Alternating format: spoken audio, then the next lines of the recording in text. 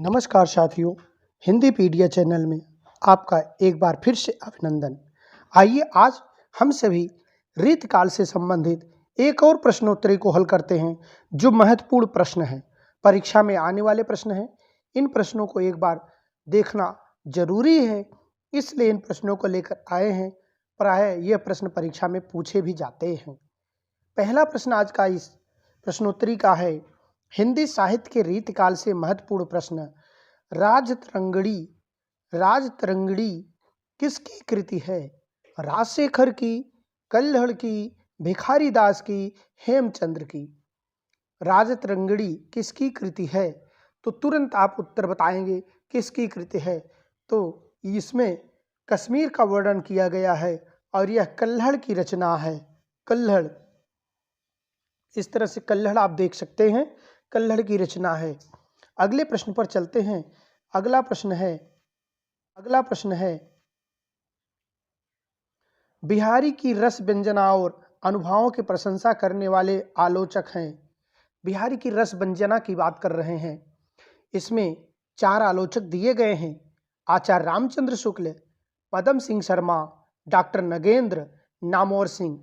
यहाँ सही विकल्प है, बिहारी की रस व्यंजना का जो प्रशंसा की है आचार्य रामचंद्र शुक्ल ने की है। आचार्य रामचंद्र शुक्ल ने की है। चलिए अगले प्रश्न पर चलते हैं। अगला प्रश्न है, प्रथम रीति ग्रंथ है रामचंद्र का कवि कुल कल्पतरु बिहारी सतसई हित तरंगिणी। अब यहाँ प्रथम रीति ग्रंथ की बात की जा रही है, तो प्रथम रीति ग्रंथ जो है हित तरंगिणी माना गया है। प्रथम रीति ग्रंथ हित तरंगिणी को माना जाता है। इस तरह से अगले प्रश्न पर चलते हैं। अगला प्रश्न है, बरबय छंद किस राज रीतकालीन कवि की विशेष प्रिय था? बरबय छंद किस रीतकालीन कवि को विशेष प्रिय था? रहीम को, रिशखान को, रैदास को, देव को। तो यहाँ बरबय छंद की बात जब की जाती है तो बरबय छंद रहीम को अत्यधिक प्रिय था। रहीम को अत्यधिक प्रिय था। इसी तरह से अगले प्रश्न पर चलते हैं। रीतकाल की निम्न में से कौन सी रचना है? रस प्रबोध, रस सारांश, रस विलास, रस कलश। अब यहाँ रीतकाल की निम्नलिखित में से कौन सी रचना है? तो माना गया है, 4 विकल्प दिए गए हैं। रसलीन की निम्नलिखित में से कौन सी रचना है? रसलीन की, तो रस प्रबोध, रस सारांश, रस विलास। तो रसलीन की जो रचना है वो सही विकल्प आपका है रस प्रबोध। रसलीन की रचना है रस प्रबोध। चलिए इसी तरह अगले प्रश्न पर चलते हैं। देव की निम्न में से एक रचना नहीं है। देव की निम्न में से एक रचना नहीं है। रस विलास, सुजान विनोद, श्रृंगार निर्णय, भवानी विलास। तो यहाँ देव की जो रचना नहीं है उसके बारे में आपको पता चल गया होगा। श्रृंगार निर्णय देव की रचना नहीं है। महाकवि देवदत्त इनका पूरा नाम था, इटावा के रहने वाले। देव की रचना श्रृंगार निर्णय नहीं है। इसी तरह से अगले प्रश्न पर चलते हैं। अंग दर्पण किसकी कृति है? रसलीन की, सोमनाथ की, देवनाथ की, मतिराम की। अंग दर्पण पूछा जा रहा है। अंग दर्पण किसकी कृति है? अंग जो है दर्पण में दिखता है, जो रस से लीन होता है, रसलीन की। इस तरह से आप यहाँ इसका सही विकल्प लगाएंगे, अ विकल्प रसलीन। अगले प्रश्न पर चलते हैं। रीतिमुक्त काव्यधारा के उपभेद में नहीं आता है। श्रृंगार, नीति, वीर, अलंकारिक। यहाँ पे अलंकारिक जो है रीतिमुक्त काव्यधारा के उपभेद में नहीं आता है, अलंकारिक। इसी तरह से अगले प्रश्न पर चलते हैं। रीतकाल का प्रमुख प्रतिनिधि कवि है। रीतकाल का प्रमुख प्रतिनिधि कवि कौन है? केशवदास, चिंतामण त्रिपाठी, बिहारी, घनानंद। तो प्रतिनिधि कवि जो रीतकाल के माने जाते हैं, श्रेष्ठ कवि माने जाते हैं, बिहारी लाल जी माने जाते हैं। स विकल्प आपका सही होगा, स लगाएंगे। इसी तरह से सेनापति की भक्ति संबंधी रचना है। सेनापति की भक्ति संबंधी रचना जो यहाँ दी गई, 4 रचनाएं दी गई, जिसमें कवित्र रत्नाकर सेनापति की भक्ति संबंधी रचना है। सेनापति की भक्ति संबंधी रचना है। चलिए अगले प्रश्न पर चलते हैं। अगला प्रश्न है, आचार्य शुक्ल ने किसको लाक्षणिक मूर्तिमत्ता का कवि कहा है? लाक्षणिक मूर्तिमत्ता का कवि कहा, मूर्तिमत्ता का कवि कहा है। तो इसमें 4 विकल्प दिए गए हैं, ठाकुर, चिंतामणि, पद्माकर, घनानंद। तो आपको सही विकल्प लगाना है। घनानंद को लाक्षणिक मूर्तिमत्ता का कवि कहा है, शुक्ल ने घनानंद को कहा है। इसी तरह से अगला प्रश्न है, कोकसार के रचयिता कौन है? कोकसार के रचनाकार कौन है? तो कोकसार के रचनाकार घनानंद जी हैं। घनानंद जी हैं, ठाकुर नहीं है, आलम नहीं है, रसलीन नहीं है। अब यहाँ इश्कनामा किसकी कृति है? इश्कनामा और इश्कलता 2 रचनाएं हैं। इश्कनामा जब पूछा जाए तो बोधा, सूदन, ठाकुर, दिसदेव। इश्कनामा जैसे पूछा जाए आपको तुरंत समझ लेना है, इश्कनामा नाम का क्या होता है? बोध होता है। किसी का नाम का क्या होता है? बोध होता है, तो बोधा। इसी तरह से श्रृंगार, रीत, नीति और वैराग संबंधित शतकों के रचनाकार हैं। अगला प्रश्न है, श्रृंगार, नीति और वैराग्य संबंधी शतकों के रचनाकार बिहारी, मतराम, भर्तृहर, हरिऔध। यहाँ पे 4 विकल्प दिए गए हैं। तो जब श्रृंगार पूछा जाए, नीति पूछा जाए, वैराग्य पूछा जाए, सब शतकों के रचनाकार कौन है? आचार्य भर्तृहर। आचार्य भर्तृहर। इस तरह से अगला प्रश्न होगा हमारे सामने, कंठाभूषण के रचनाकार कौन है? नई रचना है, यह बार बार परीक्षा में पूछी जाने की संभावना भी है।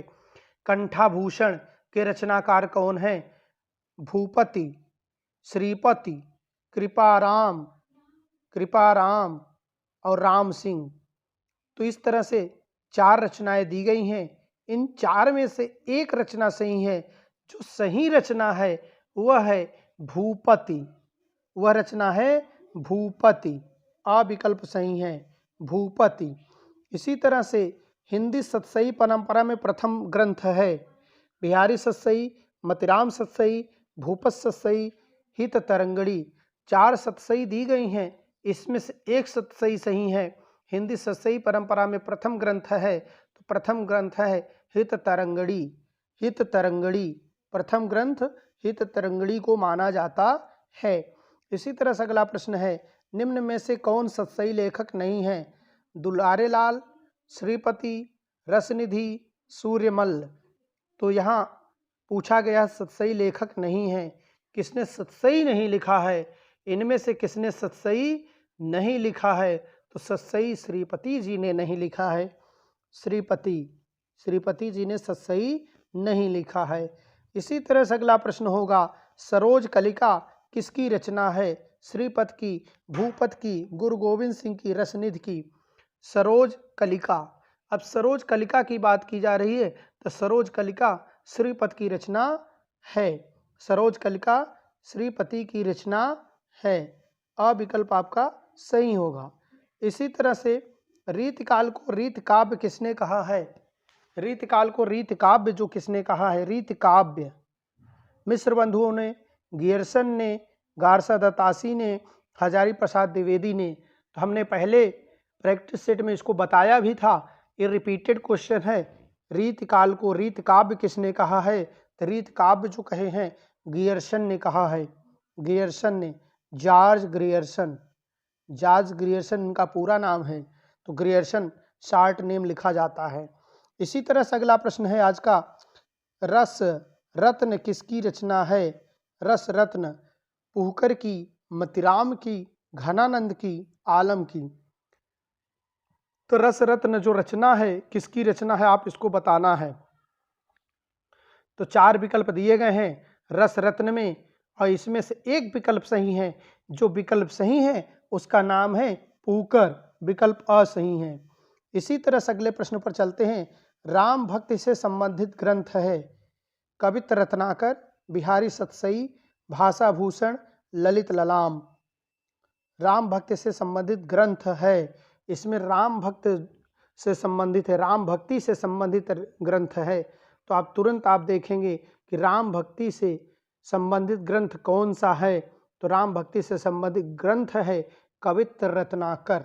आपका सही विकल्प अ होगा, कवित्त रत्नाकर। इसी तरह से अगले प्रश्न पर चलते हैं। अगला प्रश्न है राम भक्ति का ग्रंथ है अवध विलास, सुजान चरित, हमीरहठ, जंगनामा। राम भक्ति का ग्रंथ है तो अवध विलास जो है राम भक्ति का ग्रंथ है। अविकल्प यहाँ भी सही होगा, अविकल्प। इसी तरह से अगले प्रश्न पर चलते हैं।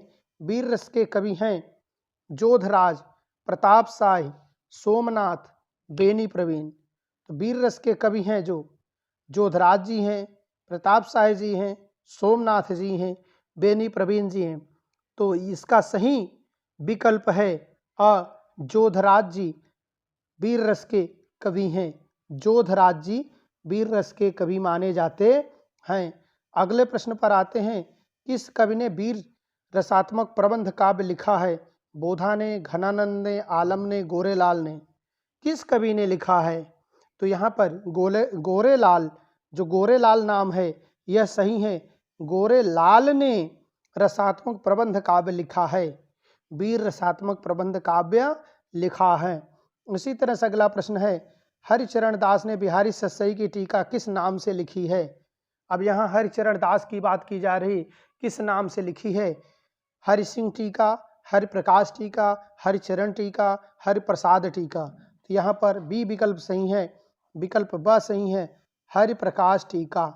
इसी तरह से अगला प्रश्न है निम्नलिखित में से कौन सा मुक्तक काव्य है? अंग दर्पण, जंगनामा, सुजान चरित, द्रोण पर्व। अब मुक्तक काव्य की बात की जा रही, इसमें से कौन मुक्तक काव्य है?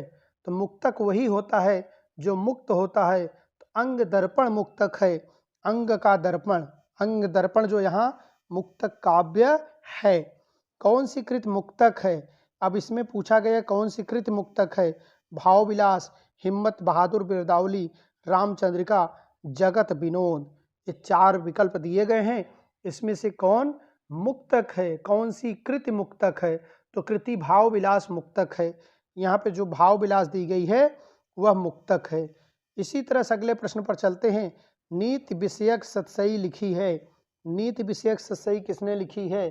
तो चार सतसई दी गई हैं, जिसमें से एक सतसई नीति विषयक है, जिसका नाम है बुद्धजन, जिसका नाम है बुद्धजन। नीति शतक सतसई का नाम है बुद्धजन। इसी तरह से हिंदी साहित्य का उत्तर मध्यकाल रीतिकाल नामक पुस्तक किसकी है? आचार्य शुक्ल की, मिश्रबंध विनोद की, महेंद्र कुमार की, नगेंद्र की। इस तरह से आप चार नाम देख रहे हैं हिंदी साहित्य का। तो यहाँ हिंदी साहित्य का उत्तर मध्यकाल रीतिकाल नामक पुस्तक किसने लिखी? तो सही विकल्प है महेंद्र कुमार ने लिखी। सही विकल्प आपका क्या है? महेंद्र कुमार ने लिखी, सा विकल्प सही है। इसी तरह से अगला प्रश्न है जसवंत सिंह किस धारा के कवि हैं? जसवंत सिंह का नाम लिया जा रहा है, जसवंत सिंह किस धारा के कवि हैं? तो यहाँ पर सही विकल्प दिया गया है, चार विकल्प दिए गए हैं। रीति मुक्ति, रीतिबद्ध, रीति सिद्ध, रीति रिक्ति। तो यहाँ पर रीतिबद्ध हैं, जसवंत सिंह रीतिबद्ध धारा के कवि हैं, जसवंत सिंह रीतिबद्ध धारा के कवि हैं। इसी तरह से अगला प्रश्न आया बोधा रसोन्मत्त कवि हैं, किस आलोचक ने कहा? बोधा जो है रसोन्मत्त कवि हैं, किस आलोचक ने कहा है? तो यहाँ चार आलोचक दिए गए हैं, आचार्य रामचंद्र शुक्ल, मिश्र बंधु, जॉर्ज गियर्सन, डॉक्टर नगेंद्र। तो यहाँ पर आचार्य रामचंद्र शुक्ल उत्तर सही है। बोधा रसोन्मत्त कवि हैं, आचार्य रामचंद्र शुक्ल ने कहा है, आचार्य रामचंद्र शुक्ल ने कहा है। बोधा रसोन्मत्त कवि हैं, आचार्य रामचंद्र शुक्ल ने कहा है। तो यहाँ पर रामचंद्र शुक्ल उत्तर आप लगाएंगे। इस तरह से आज के प्रश्नोत्तरी यहीं समाप्त करते हैं। आपको आज की प्रश्नोत्तरी अच्छी लगी हो तो चैनल को सब्सक्राइब करें, दोस्तों में वीडियो को शेयर करें और लाइक करें। लाइक करना ना भूलें। चैनल के प्लेलिस्ट को एक बार जरूर देखें। जय हिंद, जय भारत, वंदे मातरम।